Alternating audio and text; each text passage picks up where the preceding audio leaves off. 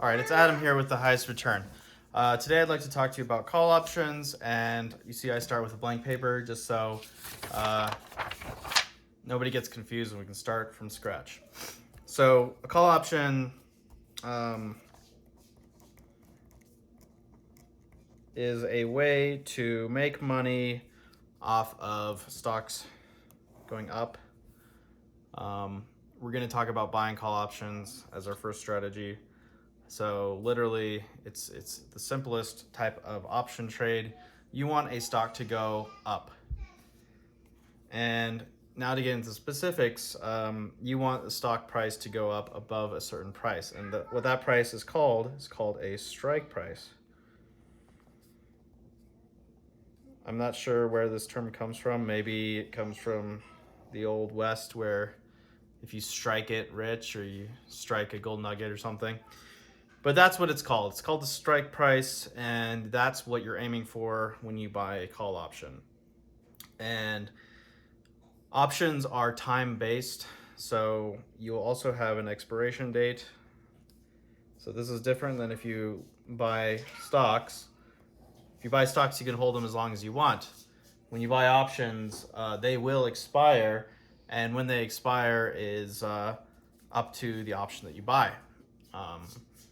Some people buy options that expire basically every Friday and make a little bit of, short-term bets. But other people buy options that expire maybe a year from now. And they have specific reasons why they want to buy their options at a given time. It might be after earnings come out. It might be after certain political events. Who knows? And I guess who cares? But those are the most simple terms: strike price and expiration date for all call options. And we'll talk about more complicated things later on. And feel free to speed up this video if you want to, if I'm talking too slow. So I'm going to draw out a hypothetical graph here for a share. And surprise, it's really simple. It literally goes up in value.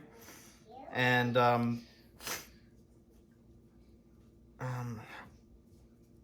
the expiration date is here. And then the strike price is here. I'm just going to draw a little dot where that meets. So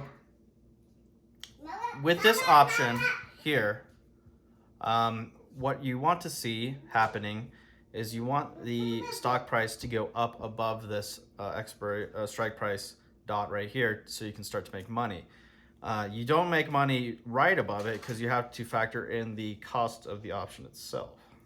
So I'm going to draw that here, and this represents the cost. I'll just put that as a C there. This is the cost of the option, and your profit is here. Anything above this line is profit when the expiration date hits.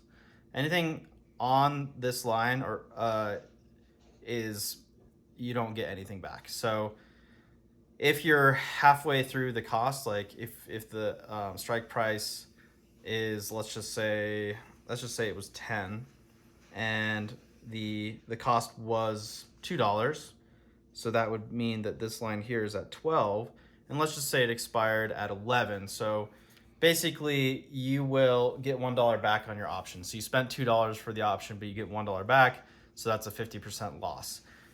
The chances of that happening are pretty low, and in my experience, you either at expiration date make money or lose it all. And what you lose is the cost of the option. It's very rare that the stock will end up in between what your strike price was, and you add the cost to that in between that range there.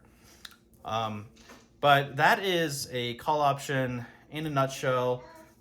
So what you want to keep in mind is your profit here